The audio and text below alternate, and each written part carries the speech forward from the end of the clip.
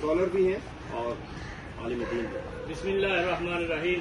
وَأَلَّيْسَ لِلْإِنسَانِ إِلَّا مَا سَعَىٰ۔ اللہ رب العالمین قرآن کریم میں ارشاد فرماتے ہیں کہ کوئی بھی قوم اس وقت تک سرخرو نہیں ہوتی جب تک رزق نہیں لیتی۔ عمران خان صاحب وہ ہستی ہیں کہ جنہوں نے سب سے پہلے پاکستان میں رحمت للعالمین اتھارٹی متعارف کرائی 77 سال کے پاکستان میں، اور یہ وہ عاشق رسول ہے کہ جس نے عشق مصطفیٰ پڑھانے کے لیے شیخ عبد القادر جیلانی رحمۃ اللہ علیہ کے نام سے ایک عظیم الشان یونیورسٹی بنائی۔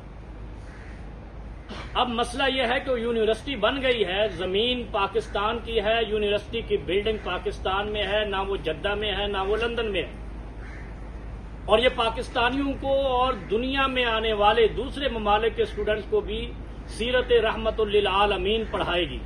مجھے ایک واقعہ یاد آتا ہے کہ پیغمبر کائنات صلی اللہ علیہ وسلم ممبر رسول پہ کھڑے ہوئے، اور جو لوگ اللہ کے حبیب اور صحابہ کرام اور اہل بیت کے راستے میں رکاوٹیں کھڑی کرتے تھے،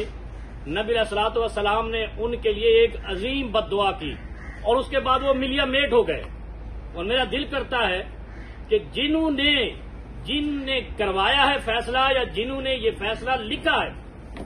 میرا رب ان پر دنیا کے پاگل کتوں کو مسلط کرے اور وہ عبرت کا نشان اسی طرح بنے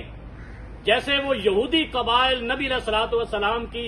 بد دعا کے نتیجے میں بنے تھے، جب نبی علیہ السلام نے کہا تھا اللہم سلط علیہم من کلاب النار،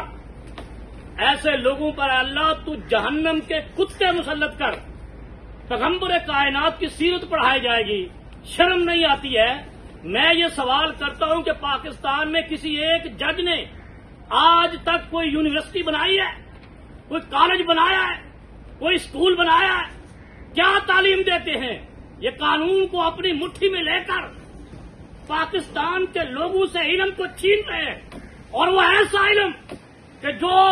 محمد مصطفیٰ صلی اللہ علیہ وسلم کی سیرت کو بتائے، سنت کو بتائے، اور دین اسلام دنیا کا وہ واحد مذہب ہے